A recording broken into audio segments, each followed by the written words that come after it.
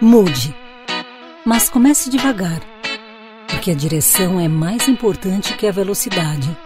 Sente-se em outra cadeira, outro lado da mesa. Mais tarde, mude de mesa. Quando sair, procure andar pelo outro lado da rua. Depois, mude de caminho, ande por outras ruas, calmamente, observando com atenção os lugares por onde você passa. Tome outros ônibus. Mude por uns tempos o estilo das roupas. Dê os teus sapatos velhos. Procure andar descalço alguns dias. Tire uma tarde inteira para passear livremente na praia ou no parque e ouvir o canto dos passarinhos. Veja o mundo de outras perspectivas. Abre e feche as gavetas e portas com a mão esquerda. Durma no outro lado da cama. Depois, procure dormir em outras camas. Assista a outros programas de TV, compre outros jornais, leia outros livros, viva outros romances. Não faça do hábito um estilo de vida. Ame a novidade. Durma mais tarde, durma mais cedo. Aprenda uma palavra nova por dia numa outra língua. Corrija a postura.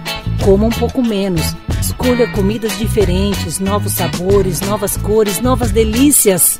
Tente o novo todo dia. O novo lado, o novo método, o novo sabor, o novo jeito, o novo prazer, o novo amor, a nova vida. Tente, busque novos amigos, tente novos amores, faça novas relações. Almoce em outros locais, vá a outros restaurantes, tome outro tipo de bebida, compre pão em outra padaria, almoce mais cedo, jante mais tarde, ou vice-versa. Escolha outro mercado, outra marca de sabonete, outro creme dental, tome banho em novos horários. Use canetas de outras cores, vá passear em outros lugares. Ame muito, cada vez mais, de modos diferentes. Troque de bolsa, de carteira, de malas, troque de carro. Compre novos óculos, escreva outras poesias. Jogue os velhos relógios, quebre delicadamente esses horrorosos despertadores. Vá a outros cinemas, outros cabeleireiros, outros teatros, visite novos museus. Se você não encontrar razões para ser livre, invente-as.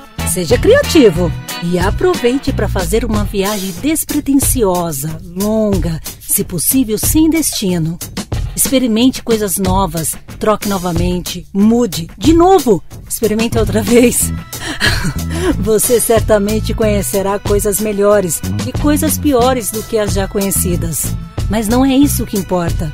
O mais importante é a mudança, o movimento, o dinamismo, a energia. Só o que está morto não muda. Repito, por pura alegria de viver.